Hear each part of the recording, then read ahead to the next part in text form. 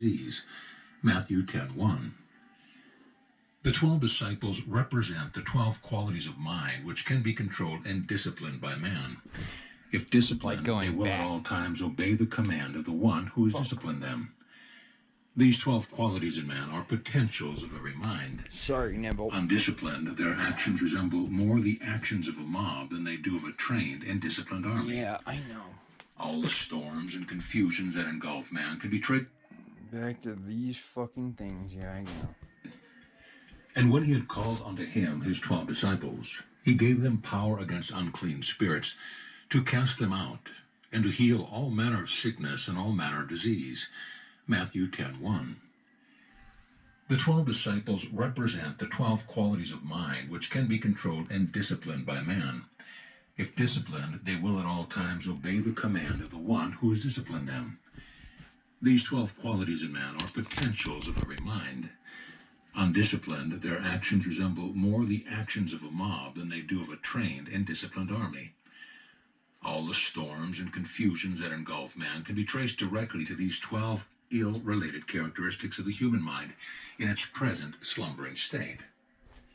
Until they are awakened and disciplined, they will permit every rumor and sensuous emotion to move them.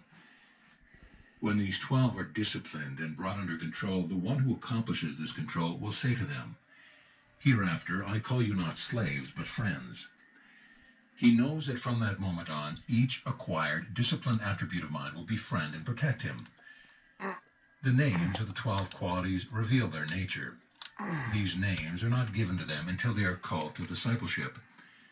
They are Simon, who was later surnamed Peter, Andrew, James, John, Philip, Bartholomew, Thomas, Matthew, James the son of Alphaeus, Thaddeus, Simon the Canaanite, and Judas. The first quality to be called and disciplined is Simon, or the attribute of hearing.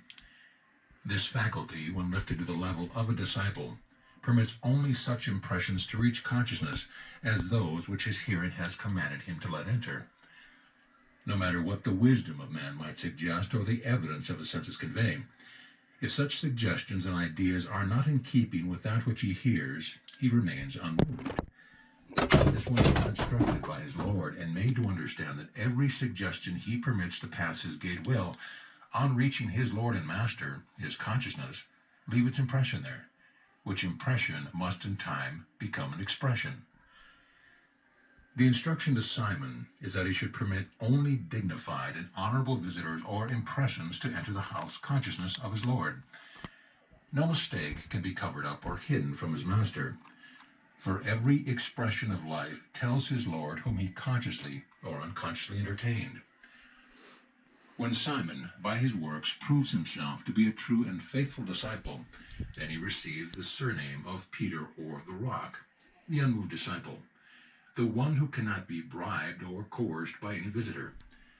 He is called by his Lord Simon Peter, the one who faithfully hears the commands of his Lord, and besides which commands he hears not. It is this Simon Peter who discovers the I Am to be Christ, and for his discovery is given the keys to heaven, and is made the foundation stone upon which the temple of God rests.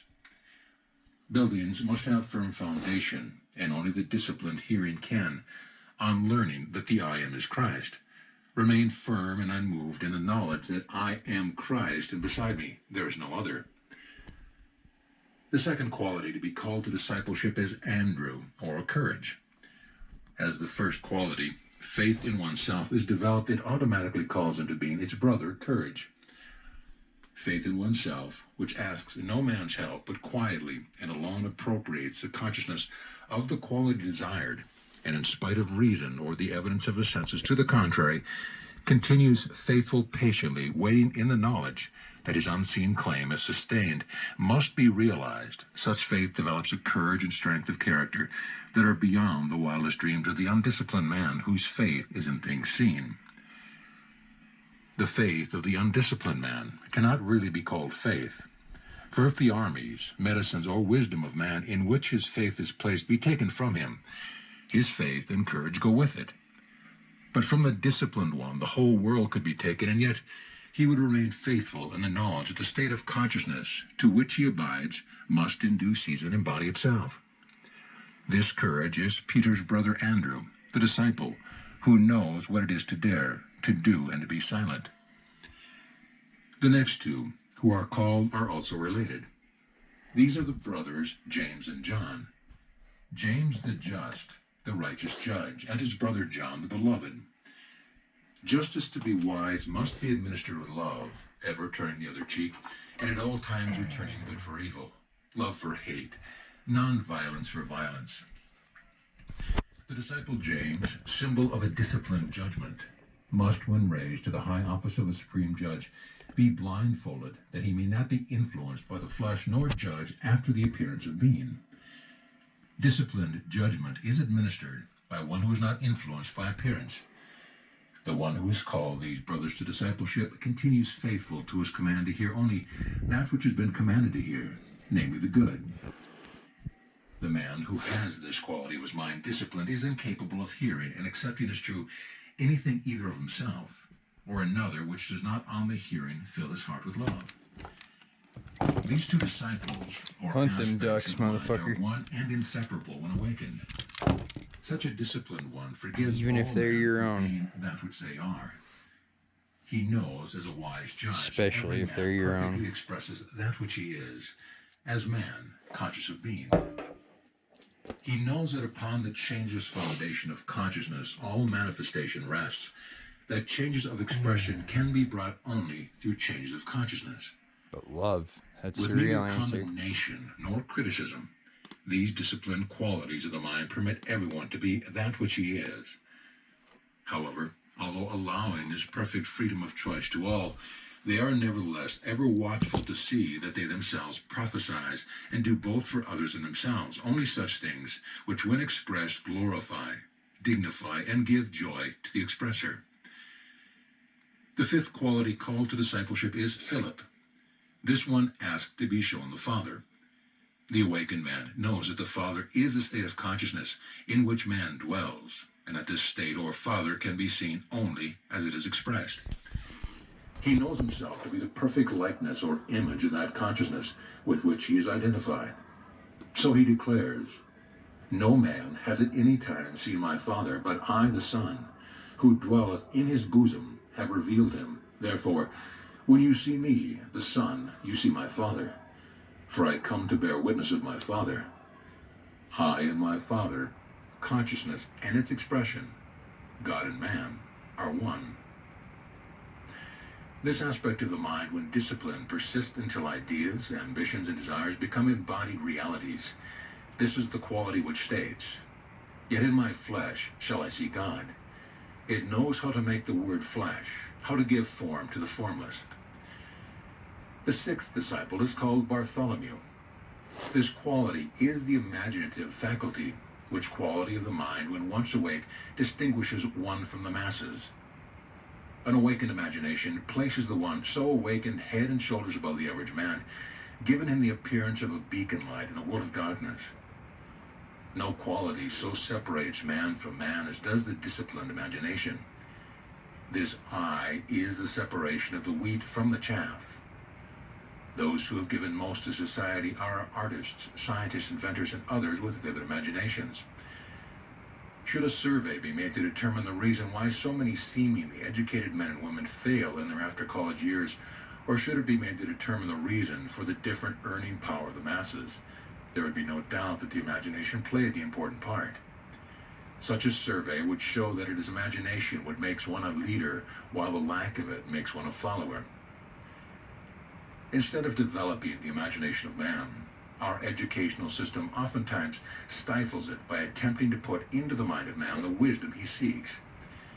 He forces him to memorize a number of textbooks which, all too soon, are disproved by later textbooks. Education is not accomplished by putting something into man. Its purpose is to draw out of man the wisdom which is latent within him. May the reader call Bartholomew to discipleship, for only as this quality is raised to discipleship will you have the capacity to conceive ideas that will lift you beyond the limitations of man. The seventh is called Thomas. This disciplined quality doubts or denies every rumor and suggestions that are not in harmony with that which Simon Peter has been commanded to let enter. The man who is conscious of being healthy, not because of inherited health, diets, or climate, but because he is awakened and knows the state of consciousness in which he lives, will, in spite of the conditions of the world, continue to express health. He could hear through the press, radio, and wise men of the world that a plague was sweeping the earth, and yet he would remain unmoved and unimpressed. Thomas the Doubter, when disciplined, would deny that sickness or anything else which was not in sympathy with the consciousness in which he belonged had any power to affect him. This quality of denial, when disciplined, protects man from receiving impressions that are not in harmony with his nature. He adopts an attitude of total indifference to all suggestions that are foreign to that which he desires to express. Disciplined denial is not a fight or a struggle, but total indifference. Matthew, the 8th, is the gift of God. The quality of the mind reveal man's desire as gifts of God.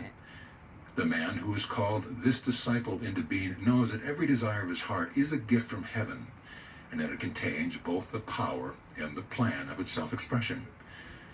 Such a man never questions the manner of its expression.